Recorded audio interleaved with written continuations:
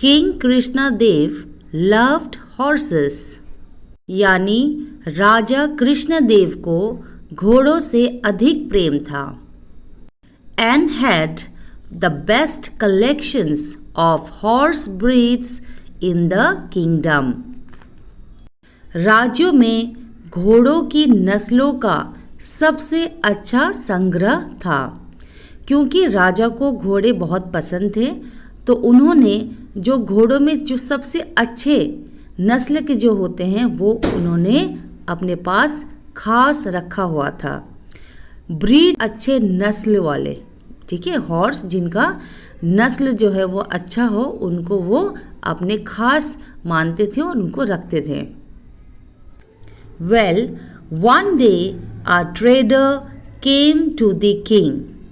खैर एक दिन, well को हम कहेंगे हिंदी में खैर, ठीक है। तो खैर एक दिन एक व्यापारी, ट्रेडर को कहते हैं व्यापारी, तो एक व्यापारी राजा के पास आया and told him that he had bought with him a horse of the best breed in Arabia। और उसने कहा कि वह अपने साथ अरब में से सबसे अच्छी नस्ल का घोड़ा लाया है। He invited the king to inspect the horse। इसका मतलब होता है कि उसने राजा को घोड़े का निरीक्षित करने के लिए आमंत्रित किया। इंस्पेक्ट का मतलब होता है एग्जामिन करना, यानी निरीक्षित करना, ठीक है। और इनवाइट का मतलब होता है, इंग्लिश में हम कहते हैं इनवाइट, और हिंदी में इसका मतलब होता है आमंत्रित करना। King Krishnadeva loved the horse, यानी जो राजा था कृष्णदेव, उसको घोड़ा बहुत ही अधिक पसंद आया। So the trader said that the king could buy this one and that he had two more like this one back in Arabia that he would go back to get।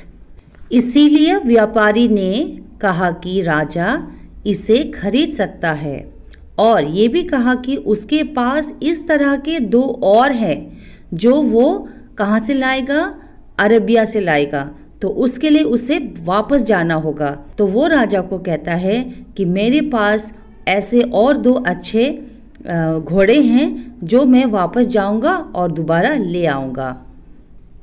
The king loved the horse so much that he had to have the other two as well। यानी राजा को घोड़े से इतना प्रेम था कि उन्हें अन्य दो घोड़े को भी रखने पड़े, ठीक है, क्योंकि उनके पास अब कोई चॉइस नहीं था। उनको ये था कि अगर मुझे और अच्छे घोड़े चाहिए तो मुझे ये दो घोड़े रखने होंगे।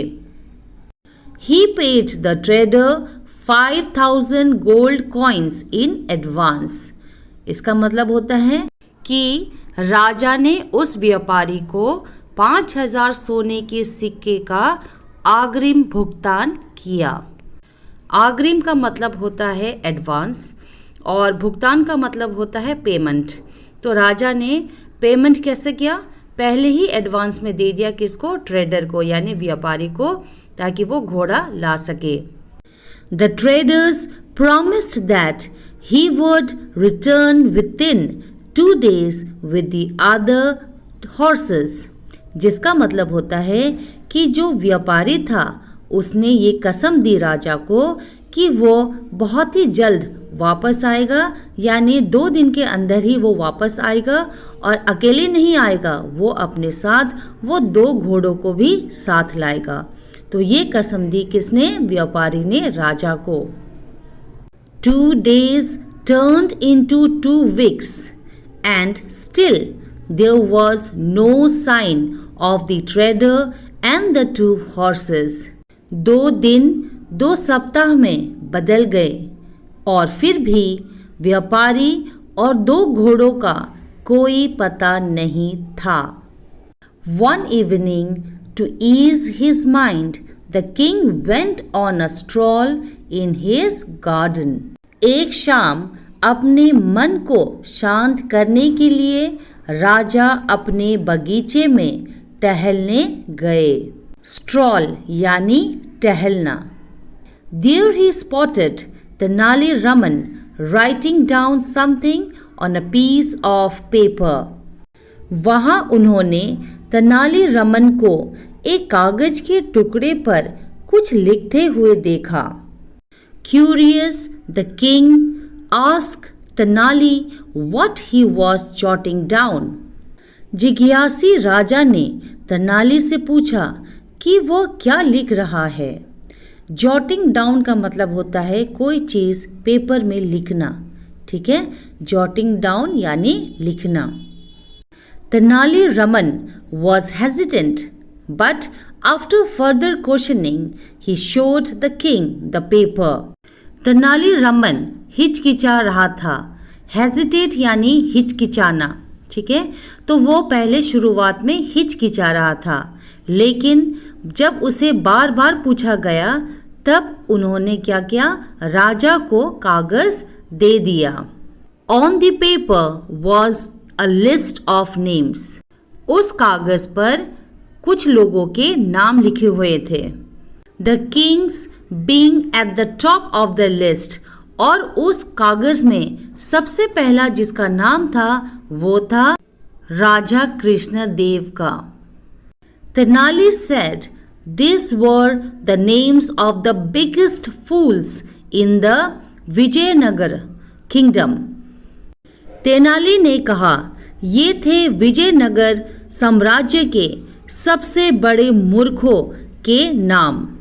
As expected, the king was furious that his name was at the top and asked Tenali Raman for an explanation. यहाँ expected का मतलब होता है उम्मीद करना या फिर अपेक्षा करना। तो इस लाइन को हम ट्रांसलेट करेंगे, जैसा कि अपेक्षित था राजा गुस्से में था कि उसका नाम सबसे ऊपर था और उसने तेनाली रमन से स्पष्टीकरण मांगा। स्पष्टीकरण का मतलब होता है एक्सप्लेनेशन, ठीक है। स्पष्टीकरण एक्सप्लेनेशन मांगा कि क्यों वो सोचता है कि वो इस राज्य का सबसे बड़ा मूर्ख है। गुस्से में राजा किससे पूछता है, तेनाली से। अब देखते हैं उसका जवाब। Referred to the horse story. Tenali ने अपने जवाब में शुरुआत किससे की, वही घोड़ों की कहानी को लेकर।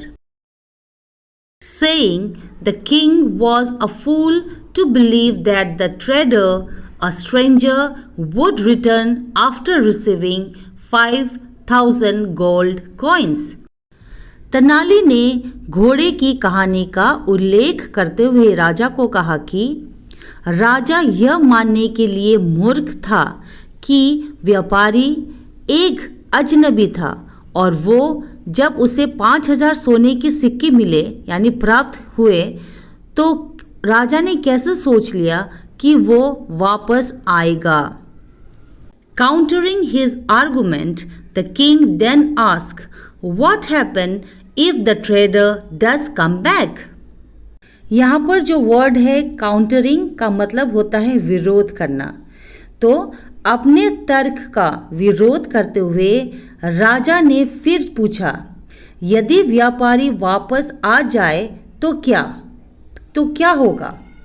In true Tenali humor, he replied saying, "In that case, the trader would be a bigger fool and his name would replace the king's on the list." जब राजा ने उससे पूछा कि अगर वो वापस आ जाए, वो व्यापारी अगर वापस आ जाए तो फिर क्या होगा, तो तेनाली क्योंकि वो बहुत ही चालाक और चतुर और बहुत ही मजाकिया था तो उसने ये कहा कि अगर ऐसा होता है कि वो वापस आता है दोबारा तो इसका मतलब है यहाँ पर सबसे यानी इस पूरे राज्य में जो सबसे बड़ा मूर्ख होगा वो व्यापारी होगा। और जो लिस्ट उसने लिखा था उस पर सबसे पहला नाम उस व्यापारी का ही आएगा। The moral of the story is don't believe strangers blindly, जिसका ये मतलब होता है कि अजनबियों पर आंख मूंद कर विश्वास नहीं करना चाहिए। ठीक है, तो चलिए देखते हैं आज इस स्टोरी से आपने कितने सारे नए वर्ड सीखे। तो सबसे पहले है ब्रीड, फिर है inspect, stroll, further questioning, referred, stranger, countering and humour. तो इसी के साथ आज इस वीडियो को एंड करते हैं। आई होप आपको ये पसंद आया है। ऐसे ही अगले नेक्स्ट वीडियो में मिलेंगे एक नई कहानी के साथ। Till then